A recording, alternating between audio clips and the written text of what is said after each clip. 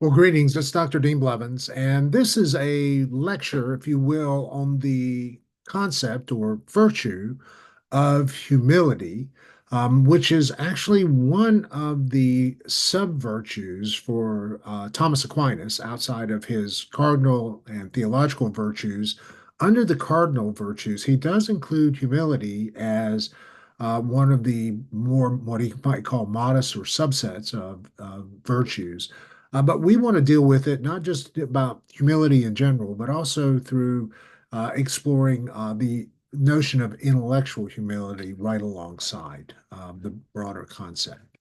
So, to begin, one way to understand it is to recognize that humility may have more of a challenge than we realize. So, you might find that a country and western singer from the 1980s, Mac Davis, probably most famous in Nashville, where I used to teach at one point, and a German theologian from the 1960s by the name of Helmut Thielicke have very little in common except for one thing. They are both worried about, well, if you want to think of it in one way, humility in the face of pride. So Mac Davis is famous for a country and western tune that you can look up on YouTube later that was written in 1980 by with the title "Oh Lord, it's hard to be humble when you're perfect in every way." And you can imagine how the song runs from there. Now, what you might find fascinating is that that kind of concern about pride and humility that is implied, and the pride is implied until you start hearing the song, and well, we know exactly what he's talking about. To know me is to love me, as Mac Davis would say at one point in the song. Thielicke was also concerned in the 1960s. He was a very famous Lutheran pastor turned president of a seminary, and he wrote a little book called A Little Exercise for Young Theologians that was later translated and received quite a bit of reading here in the United States. And Thielicke was addressing, yes, the German theologians in the 60s, which was a different kind of set of educational task, if you will, coming from university into graduate studies and knowing that basically to receive a Master of Divinity would place one within a church that will also receive state-sponsored support, as the Lutheran Church would. Thielicke wrote a series of addresses, if you will, sort of chapel speeches to young seminarians as they entered, and to which he spent most of the time saying, "Be careful that a little bit of theology can make you too uppity," which would be Mac Davis's kind of term, but really too arrogant. And to be careful about that.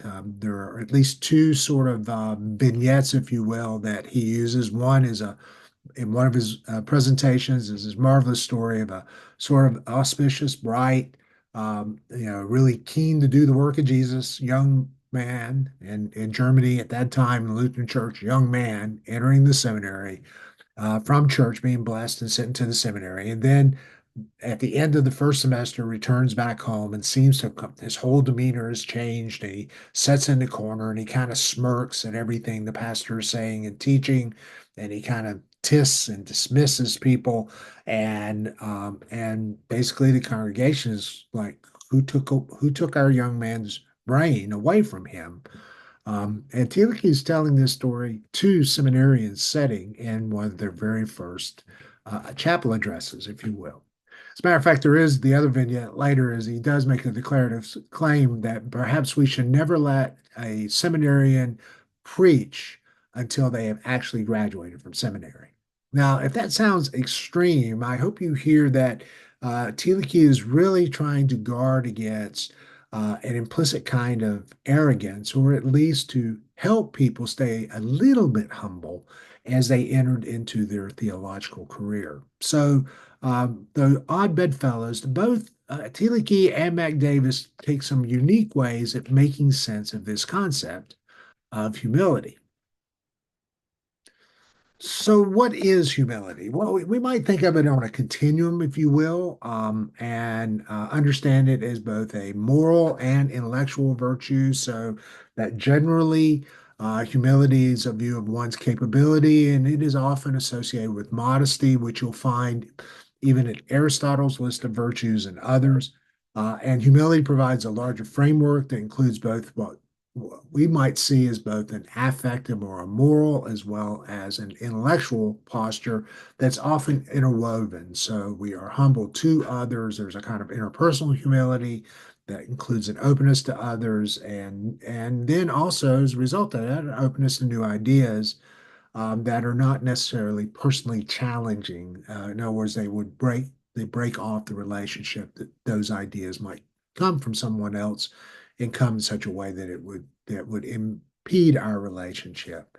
And then there is a kind of intellectual humility that's also a subset of that. There's a focus on confidence in beliefs held, but doing so in such a way that you can still be open to new knowledge, new ideas, and not be forced into some kind of rigidity around what believe or an arrogance. Now, obviously, with humility, it may seem like pride may be the kind of underlying moral issue. Mac Davis seems to think so.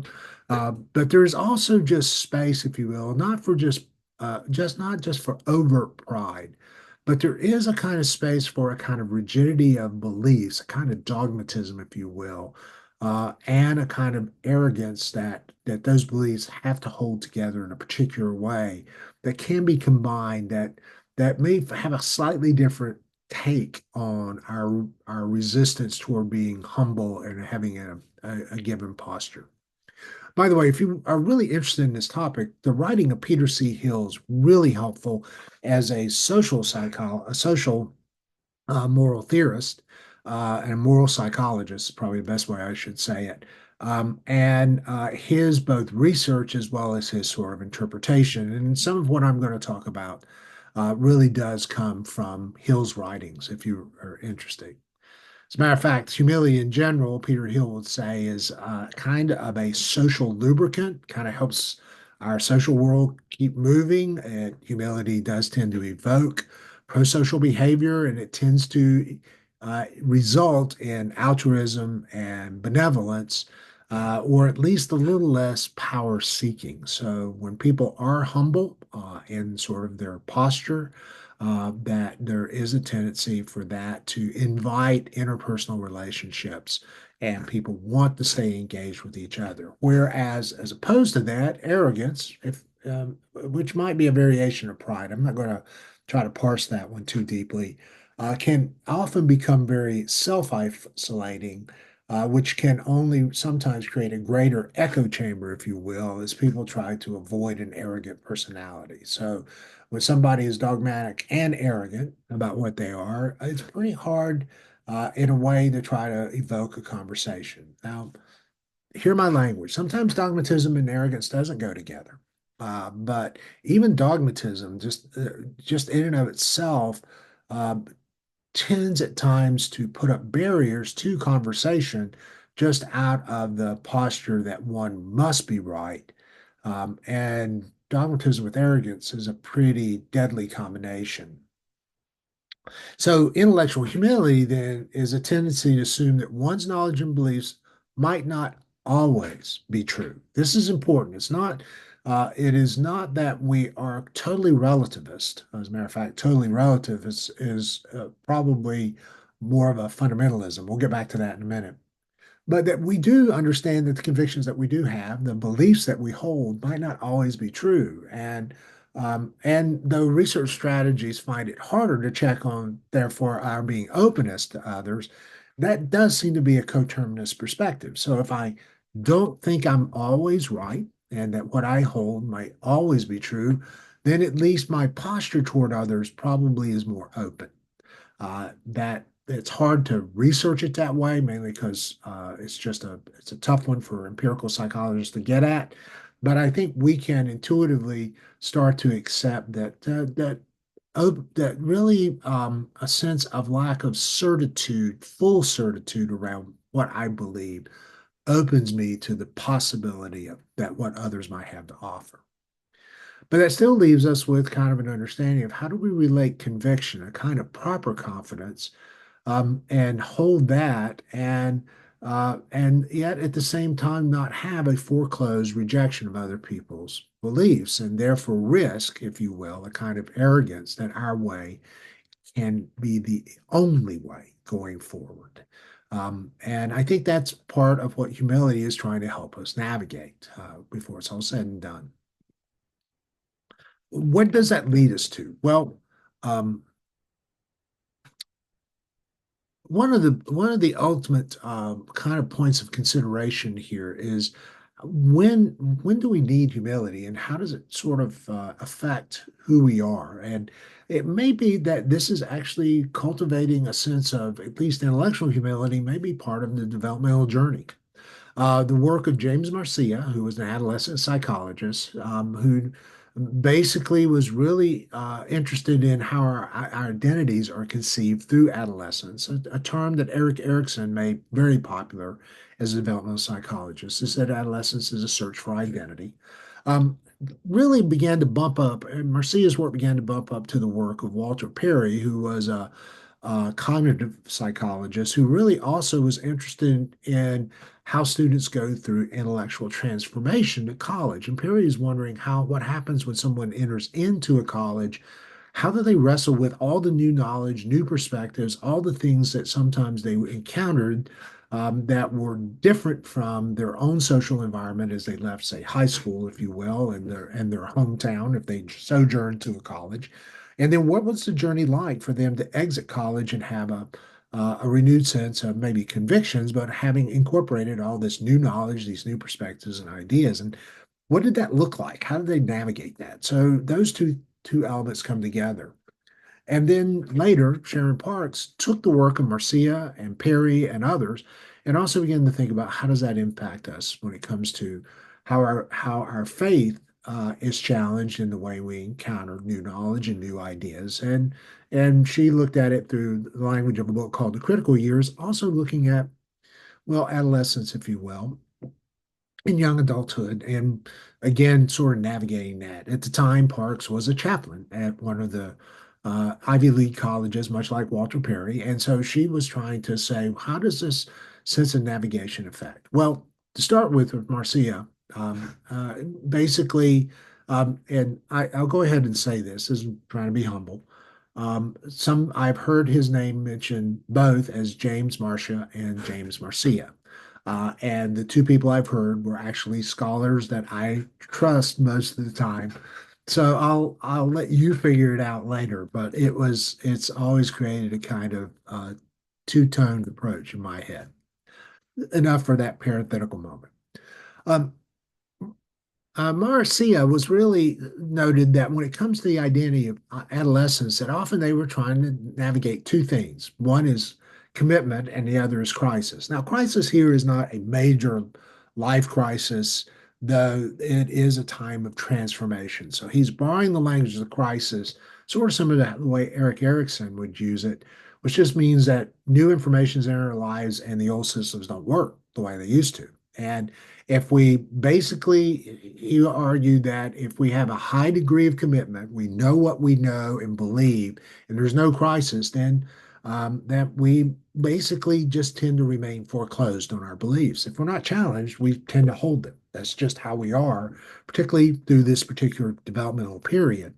But if we don't, then have a high level of commitment, maybe our commitment is modest, then our beliefs tend to be more diffused. There is no really foreclosed belief system. It's a lot more ambiguous, and at least there's often no real deep vocational commitment to any one set of beliefs that might guide our lives going forward. And Marcia would say a lot, for a lot of youth, this tends to be the case. For some, high commitment, for some, very low.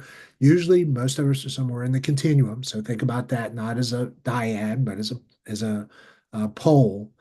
But then, for some people, we might even kind of live life either with a very um, foreclosed system of beliefs or a kind of diffused ones if there's no crisis. But when change is introduced to a crisis, we enter into college or something else, Then usually we have tasks that we have to work on. One of them often, if we did have a high degree of commitment, but we're faced with a lot of new information and new perspectives, we might have to declare a moratorium for a while.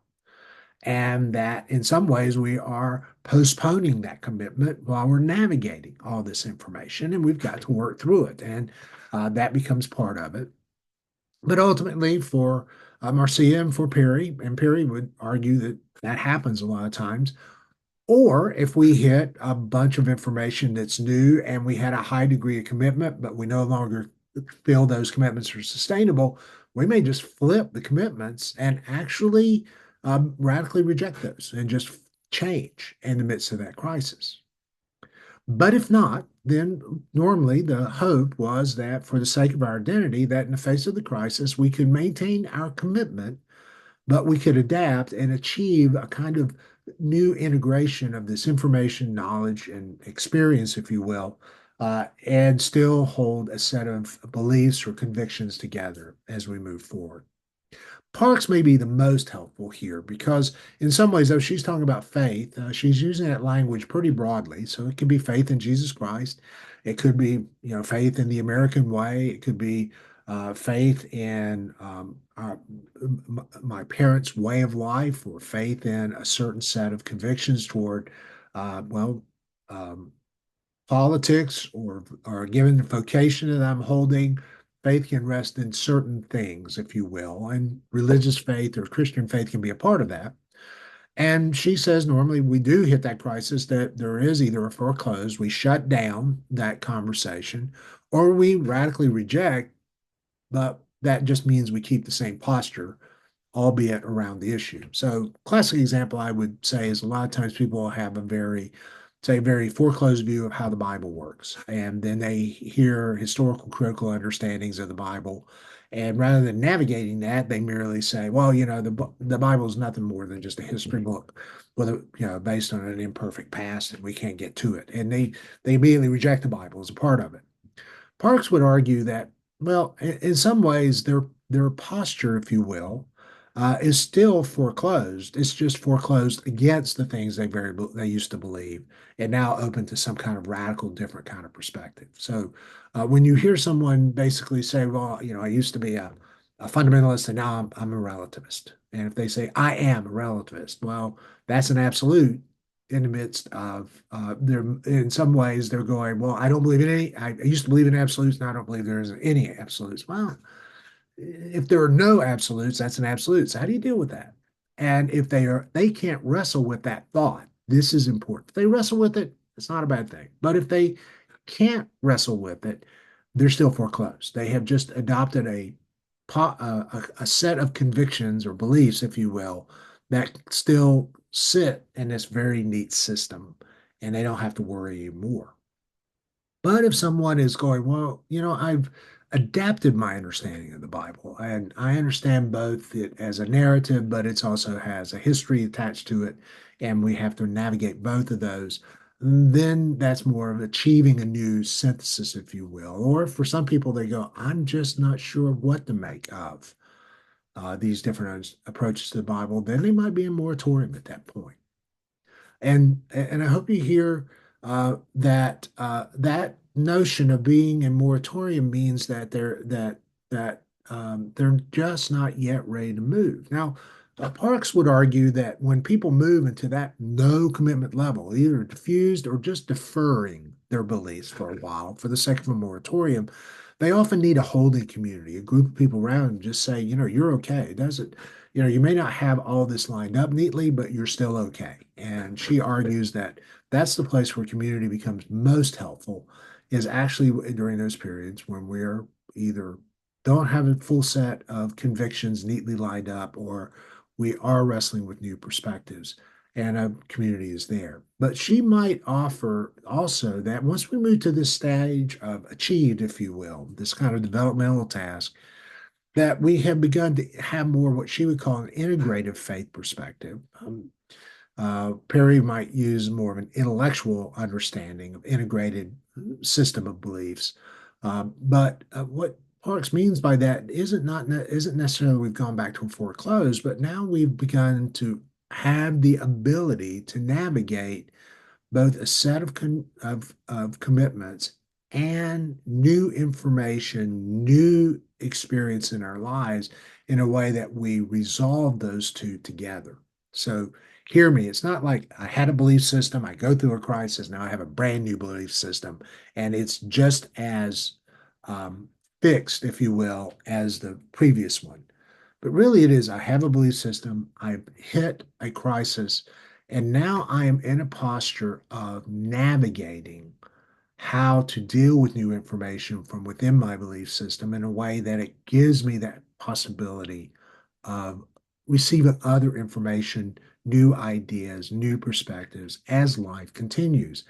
And that openness to dynamic change is actually more what Marcia and Perry and Parks are trying to help us see over time. That becomes very important. And that is going, well, how does that influence humility? Well, maybe part of what humility is about is not necessarily giving up a belief system, but it's actually just accepting that belief systems have the capacity for change, which is something that at least can often gets navigated during adolescence, or I would even say young adulthood, as we encounter particularly intense periods of new knowledge and new information, new experiences, and our capacity to see humility as just being open to that possibility of change as a kind of ongoing task, if you will, is a key component of what we might understand humility to involve and entail. Um, Obviously, if one is going to be humble about one's beliefs, that includes how we name those beliefs. And a lot of times, language does make a difference. One thing we know is that beliefs tend more toward abstractions. They don't have to be extreme, but they tend to be fixed and offered in language that gestures towards something that is bigger than just our context. And worst case example is the view of propositionalism and logical positivism. If you those of you who've had philosophy know, where those statements, those truth claims, are actually fixed true for all time, and in some ways almost insular to the context and material settings. And beliefs might lean that direction. They don't have to be that extreme, but particularly in propositionalist environments where statements are made of self-evident truths, true for all time, regardless of context and regardless of interpretation, that is a really tough way of understanding how we hold truth or how we hold knowledge, is if we use merely the language of beliefs. Where if we talk about our convictions, often that includes and implies a kind of personal commitment. And it does include an allegiance, if you will, but that does mean that it is something that's still more dynamic. And I've often heard people use the language that we hold beliefs, but we have convictions. And I think one way to understand that is that sometimes the way we understand the statements that we think are more true for all time, yet we understand that our allegiance to them is still in part woven into who we are, the better off we name which one of these are most important and which of these may not be as important in our lives. It also involves also a question of underlying hermeneutics. So, or uh, is it sometimes a question that the beliefs are wrong, or is it just our interpretation of beliefs? Is it the way we unpack it? It really be the bigger question. So, since this is a theological discourse, it's one thing to say I believe in the Trinity. It's another thing to say, and I can explain it to you exactly and know exactly what that means, right? And so it could be that we hold certain beliefs as convictions, but we recognize that they are um, a lot difficult to interpret. And many times what I find people really arguing over is not a belief, but it's really their interpretation of that belief that sometimes becomes most troublesome. It does include both apophatic and cataphatic postures. I mean, do we basically understand, and let's just say pursuit of truth is something that actually is far too difficult because of the way our world is constructed, and therefore truth is always something more than our language can use and the fullness of what our language can do? Or is it more cataphatic where, and where our pursuit of truth is set in a certain set of knowledges, and that's how we know it to be true. Now, hear this language of humility for just a moment.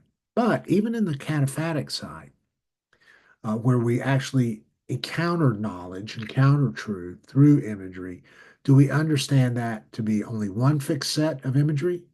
Or sometimes do we understand that, well, the language is not just always imperfect, but the language is always incomplete, and there's always yet further language, further imagery, further concepts and ideas to pursue to get a broader vision of truth. And so one can hold either an apophatic that, there's always our truth, our language is always lacking and inept and broken, or one can just use a cataphatic and say our language might be rich, but it could be richer and still hold a kind of humble posture toward truth. The clue often is in the overarching narrative. How do we understand truth and knowledge to exist? Do we tend to see it as something in, say, the Enlightenment narrative, where knowledge is something that we can grasp, hold, and control as human beings? Or do we see knowledge as a gift from God that we can approximate and appropriate the power of revelation, but yet, in some ways, because of our own frailty as human beings, always recognize that God's revelation is more. And can that be a humble posture and yet trust much of what we receive about what we understand about God? What I'm pointing toward right now is not just how we use the language of belief and convictions or how we understand it, but what's our confidence level? Leslie Newbigin really helps me here because he wrote a book where he talks about a proper confidence. And what he means is now how we navigate between kind of a rigid fundamentalism of all the system has to line up neatly, or a reductionism where the whole system can just be reduced and it's nothing more than something. And he argues that a proper confidence is understanding the nature of knowledge is a kind of tacit conviction toward that knowledge in that given point in time. And that we can rest in that for now, but still be open to the possibility that more knowledge might come along and lend to what we know. And so our confidence is open to it being influenced by new knowledge actually is coming from God and God's self. What really is important here is maybe not our degree of confidence, but what is often our degree of fear. That in some ways, what happens is that if we are fearful that what we know might be wrong, does it lead to even a more rigid perspective? If our web of meaning, if you will, is challenged because it is so thin in its construction, do we have a tendency to then want to hold it harsh and frigid, as opposed to recognizing that a richer web, much like a spider's web, can kind of move in the wind and change and be adaptive from there? And so, uh, one way to understand a proper confidence maybe is just recognizing the ability to rest in one's convictions while recognizing the contextual realities of faith, that yet more knowledge, more experience might come along.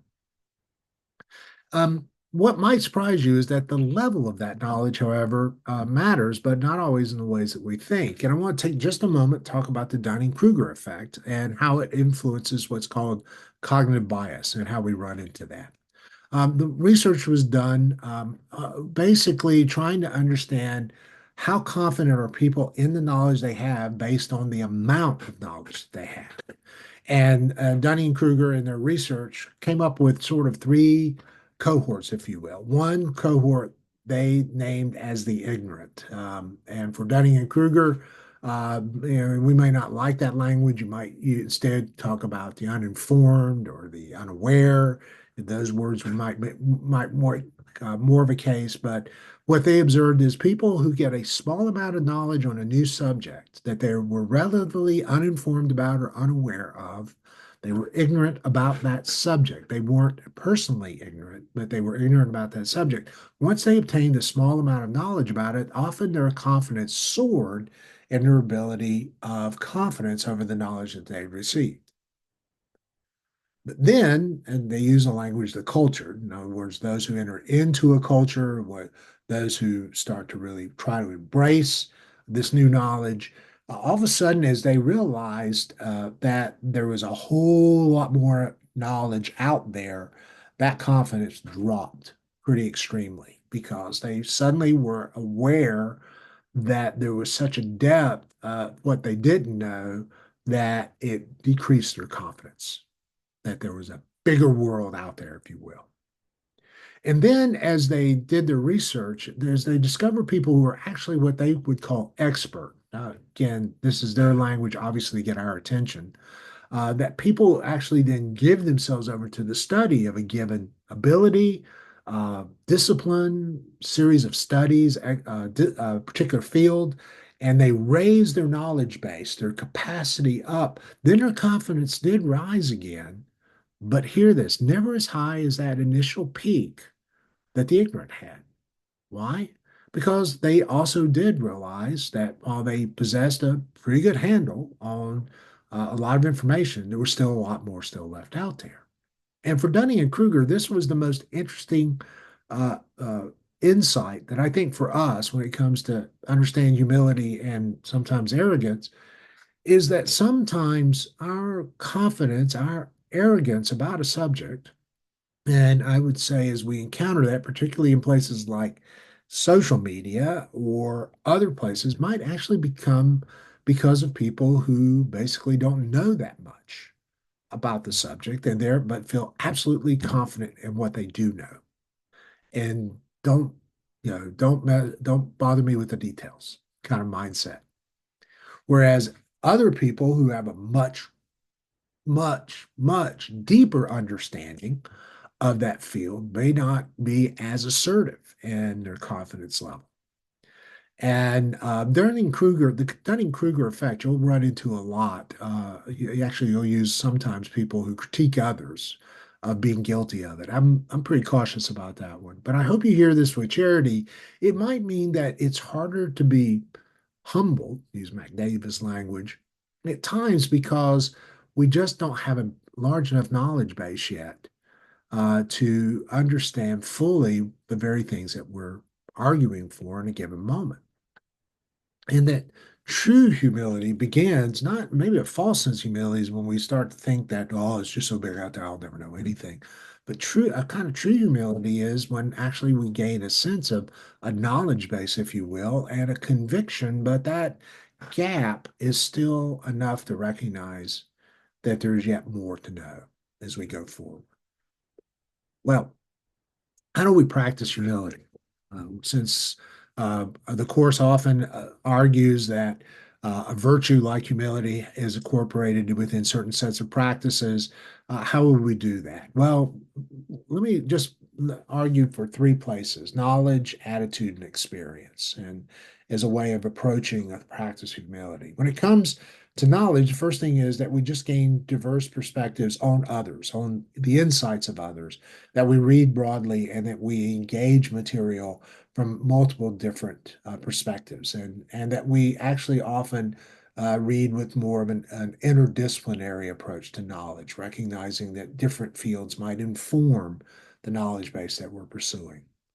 But we also need to gain different perspectives from others so that often that we look for people that are helpful guides, and this is the challenge of a new discipline: is how is it that we enter into it learning to listen to the voices of others, but also learning from wise guidance as we enter into that posture of a new knowledge field and a new way of engaging that, and that becomes really important. Second thing is attitude. One of the way to understand this is through language of posture. Do we tend to see ourselves pretty much as a truth seeker, or do we see ourselves as a truth knower? And what I mean by that is, do we actually see knowledge as something that is that we seek, um, or is it something that we possess?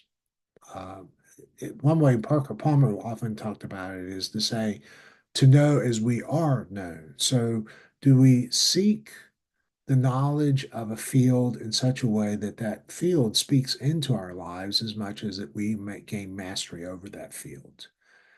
And also, the attitude really is connected to that is fostering within ourselves a sense of generosity, which is a virtue in and of itself toward other perspectives. And are we generous toward perspectives, or are we suspicious or fearful? Is one thing for us to ask. And how can we adopt a kind of generosity toward perspectives? Not again that we have to accept every perspective, but that we're at least willing to say in our own life where we are full enough, overflowing, to be generous toward others in way and other perspectives if they're offered toward us.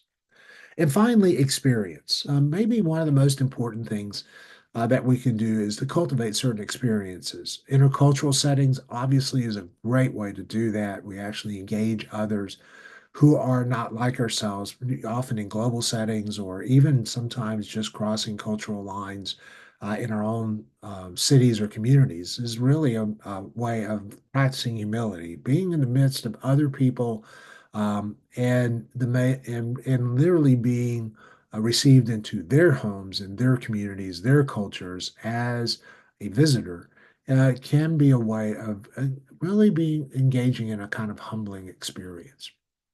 But we can also just cross boundaries, any kind of boundary, including disciplinary boundaries, with the same kind of posture of learning from those other disciplines. And when do we take time to sit with people from other perspectives and fields and listen to them well and hear from them? Recognize boundaries shift. So sometimes we may feel like we're on the margins of a boundary when actually we represent something bigger than ourselves. I've talked about this before, where sometimes we maybe encounter a marginalized community, and but we're an individual, and we feel that we're sort of being received with a lot of suspicion and misunderstanding, but we're not aware of the fact that we come as an emissary from a much broader community or culture, or that actually this marginalized community has to wrestle with on a regular basis. So just learning to engage those boundaries and learn from them is really important. The other thing I think is really crucial here is the practice of empathy and perspective taking and recognizing that's part of the challenge. We know that developmentally, there's a key moment, actually, often occurs during that same period of adolescence I was talking about earlier, where we see ourselves as agents. And it's basically the old phrase is, I see you seeing me, seeing the person I think I want to be.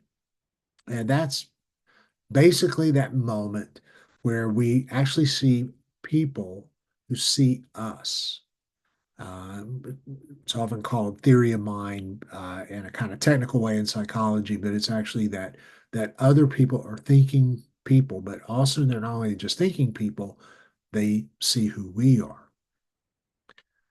But the next step beyond that is I see you seeing yourself, thinking of the person you want to be, that we actually enter into that person's perspectival viewpoint and we begin to see what they hope for and imagine for their lives. And it becomes humbling that we actually are aware that other people are not merely people we think at or think at us, but they harbor within themselves the same dreams and aspirations. And they are aware of us seeing them that way. Final thought. Can we make people humble? That's a tough one. Often, yeah, obviously, trying to force humility is probably not something I would recommend. That tends to lead to both fear, arrogance, and actually might reveal our own arrogance in trying to force that. But I do think we can be caring, which is another lecture altogether, as people go through their own commitments and crises and as they try to navigate their way forward in the midst of that. Now caring for me, as we'll see in other lectures, really doesn't mean just codependence, and we don't we love them, but we don't do anything about it. It involves a kind of double vision, if you will, of seeing who that person is and who they desire to be, but seeing the horizon that is out there in front of them and the challenges that they are going to face, and learning to care for them enough, not merely to allow them just to be self-authoring agents alone, if that agency is not always well thought out in light of not so much their capacity, but the breadth of experience of what they're going to face in the future. But with that double vision, trying to be caring enough to know that there is yet a horizon they will navigate, and we need to be caring in the midst of navigating that horizon. And we're not afraid at times to be correcting, but it's not correcting to prove someone wrong. It's correcting to expose them to the breadth of the horizon yet before them. Remember the Dunning-Kruger effect. It's helping them move to that period of neither not too high nor too low, but actually moving forward with a kind of proper engagement with whatever their future holds. That requires a lot of subtlety, but it can result in encouraging people to live a life that actually has a not just a humbleness to itself, but has a proper confidence at the same time. Well, I hope this has been a helpful lecture to complement some of the other material. And I would, if you're really interested in this, again will say the reading of Peter Hill is probably a good beginning point. And thank you for being a part of this conversation. And we will see you online. Take care. God bless.